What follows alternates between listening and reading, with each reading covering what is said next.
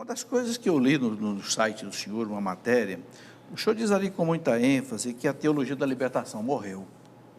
Mas eu acho que não morreu, não. Eu gostaria que o senhor explicasse isso aí para nós melhor. Morreu como produção teológica. Como produção teológica, o que quer dizer isso? Olha, quando eu estava no seminário, todo ano tinha um grande livro de Leonardo Boff e, na época, os mais novos não sabem o que é isso, um LP de Roberto Carlos. Então, o Roberto Carlos lançava um disco novo e Leonardo Boff colocava no mercado um livro novo. Não é? Hoje, a teologia de libertação como assim, produção que cria, ela esgotou-se.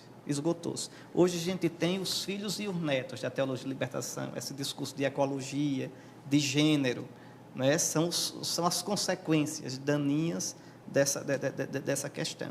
Então, a teologia de libertação, aquela pujança de criatividade, realmente passou.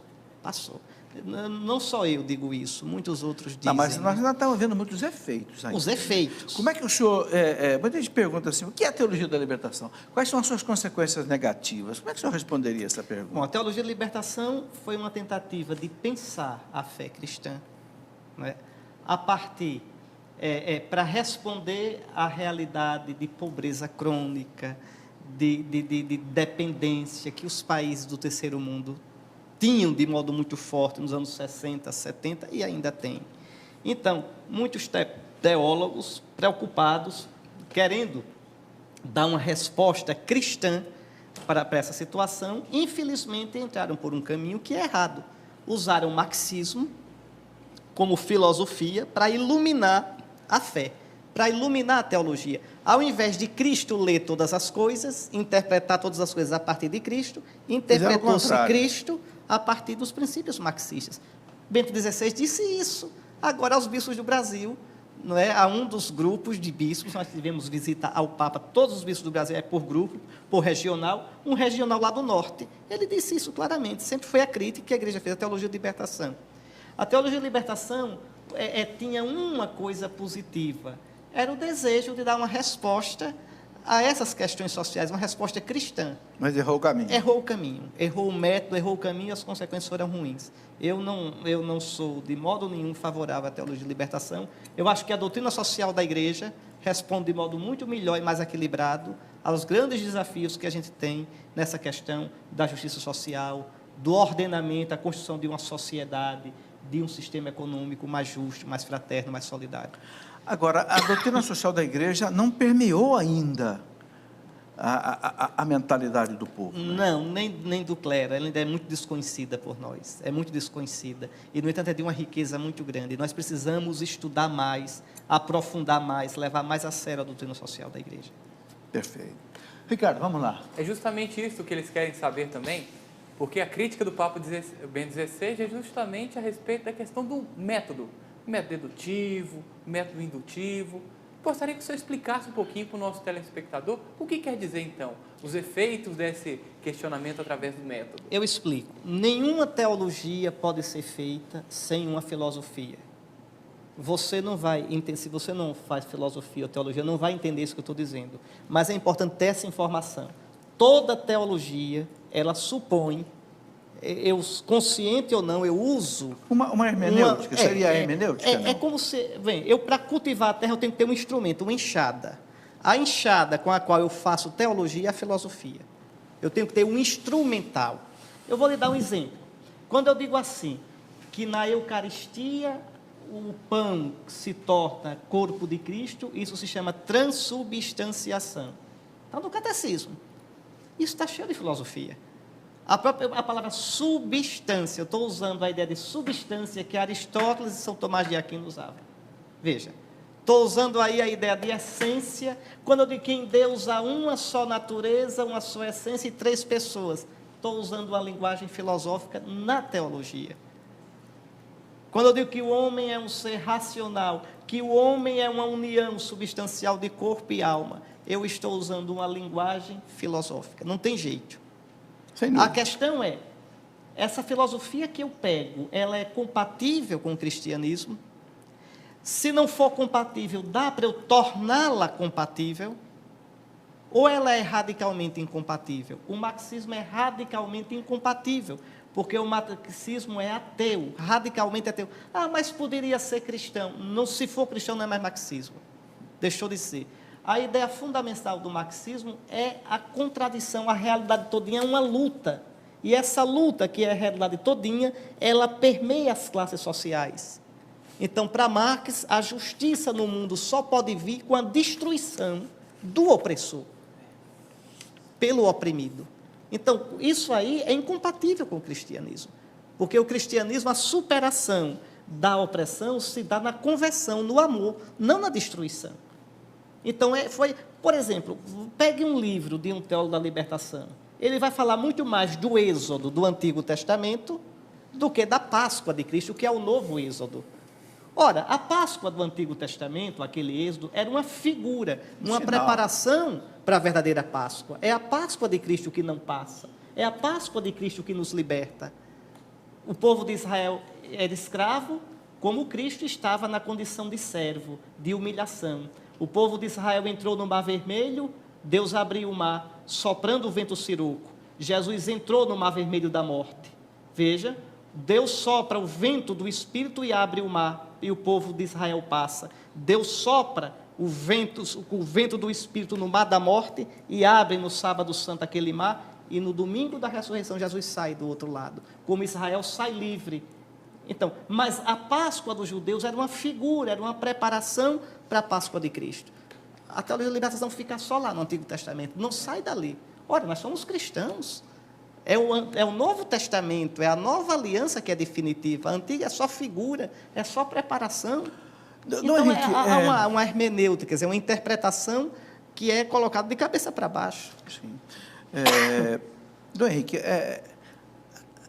essa linha toda, esse uso do marxismo para interpretar a teologia, que dá aí a teologia da libertação, tem algo a ver lá com a mentalidade do Rudolf Bultmann, dessa teologia liberal, que daqui a pouco agora as pessoas começam a dizer: olha, professor, Jesus Cristo não fez milagre, não houve ressurreição, não houve, Jesus não multiplicou os pães, não foi milagre a multiplicação dos pães. Não, aí já é outra doença. É doença também, mas já é outra. É outra. Na verdade, tem que dizer que a teologia de libertação não é tão latino-americana como pretende, porque Marx não é latino-americano, e outros pressupostos... Aqui seja de laboratório. Né? Isso, mas é um pensamento europeu. É um pensamento europeu. Aqui o que o senhor está colocando são outras coisas, né? É o pensamento imanentista, liberal, europeu. O que é isso? O que é imanentismo? É o seguinte: só é real o que é desse mundo, da imanência, daqui. Qualquer coisa que apele para a transcendência é falsificada. Então, Jesus não multiplicou o pão, não. Ali ele mandou o pessoal repartir, juntar o que tinha, e o milagre foi a partilha. Isso não é verdade, Jesus fez um milagre. Jesus não caminhou sobre as águas, caminhou sim. Não nasceu da Virgem, nasceu. Não ressuscitou corporalmente, ressuscitou. Então, veja, são preconceitos. Mas são heresias terríveis essas, não são? Fruto de uma mentalidade, repito, imanentista. Hoje, graças a Deus, isso começa a ser superado. E uma grande figura que tem ajudado muito nisso chama-se Bento XVI. Esse livro, Jesus de Nazaré, é exatamente o Papa procurando mostrar como se pode ler a Escritura de um modo saboroso. Como se pode ler a Escritura respeitando, né, o método exegético, respeitando a ciência bíblica, mas sem essas aberrações desse imanentismo. Vocês imaginem, né, diz assim: não, Jesus não ressuscitou corporalmente, de modo nenhum. Eu não preciso, para crer em Jesus, que ele ressuscite corporalmente. Pois eu preciso. Se Jesus não ressuscitou corporalmente, eu não seria cristão. Se um dia encontrarem o corpo de Nossa Senhora, eu deixo de ser cristão. Mas o senhor é bispo, sim, mas não sou besta? Não. Veja bem, a nossa fé diz de modo infalível que Maria está no céu em corpo e alma. O corpo dela não pode ser encontrado na terra. Como Jesus ressuscitou corporalmente. Não, Jesus está vivo no meu coração. Ah, então peraí. Então não é Jesus que me ressuscita, eu ressuscito o finado. Jesus é o finado e está vivo porque eu o mantenho vivo na minha mente? Mas então eu sou um bobo. Viva São Paulo, que diz claramente na primeira carta aos Coríntios, no capítulo 15: se Cristo não ressuscitou, nós somos os coitados. Eu não sou cristão porque Jesus fazia milagre. Não sou cristão por isso. Eu não sou cristão porque Jesus falava bonito. Confúcio também falou bonito. Buda falou bonito. Martin Luther King falou bonito. Gandhi falou bonito. Eu sou cristão porque Jesus é Deus. É Deus. Fez-se homem e venceu a morte. E vencendo a morte, eu vou viver nele. Eu sou cristão, na verdade, por isso, porque eu não quero ficar morto. Eu não aceito ficar morto. Eu quero a vida. E minha vida é Jesus. Fora disso, não tem outra. Por isso eu sou cristão. O resto é consequência. É isso aí. É correto, então, quando se refere à teologia da libertação, que ela deixa o dado revelado de lado, bispo? Não, a teologia da libertação não deixa o dado revelado. Ela manipula o dado revelado em favor de uma leitura acentuadamente sociológica e usando o marxismo. É isso aí. Um padre perguntando para o senhor o seguinte: como a igreja pode enfrentar o ceticismo da sociedade de hoje? Como apresentar a fé a uma sociedade tão secular? Se a gente amar Nosso Senhor de verdade, se a gente experimentá-lo, se a gente não for marqueteiro ou propagandista dele, mas quando a gente falar dele, os nossos olhos brilharem, quando a gente falar dele, as pessoas virem que a gente experimentou Jesus, a gente encontrou o caminho certo. A igreja é uma comunidade de testemunhas, não de propagandistas. Um padre, um leigo, um religioso deve ser alguém encantado por Jesus, deve dizer assim: é o que eu vi, é o que eu ouvi, aquilo que São João diz na sua primeira carta, o que nós vimos, o que nós ouvimos, o que nós tocamos do verbo da vida.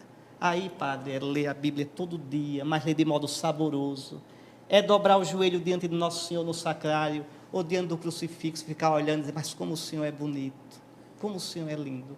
É pegar a imitação de Cristo, aquele livrinho que o pessoal diz que não presta, e ler todo dia, entende? Aí é se encantar com Jesus, é ver Jesus no pobre, no doente, naquela criancinha que vem dar um abraço em você, naquela velhinha que vem lhe pedir a bênção. Não puxe a mão não, porque a mão não é sua, é de Cristo. Ela vem beijar, não é a sua mão, é a de Cristo. Aí sim, a gente está no caminho certo, porque o que o mundo espera da gente é isso, é a nossa identidade. O mundo quer que eu seja um bispo. O jovem não quer que eu, bispo, dê uma de jovem. Eu vou ser ridículo. Eles querem só que eu seja um bispo sério, que os ame, que fale de Jesus para eles, que mostre o caminho de Cristo para eles. Aí eles vão dizer, isso é um bispo de verdade, isso é um padre de verdade, isso é um cristão de verdade. Pode até não me seguir, mas vão me respeitar. Me faz lembrar aquele acontecimento do Curadars, quando o Curadars foi nomeado padre para Ars, né? E aí, não sabia onde é que ficava o lugarejo chamado Ars, aí encontrou um menino e pediu para o menino: menino, me mostra o caminho de Ars, depois eu vou te mostrar o caminho do céu.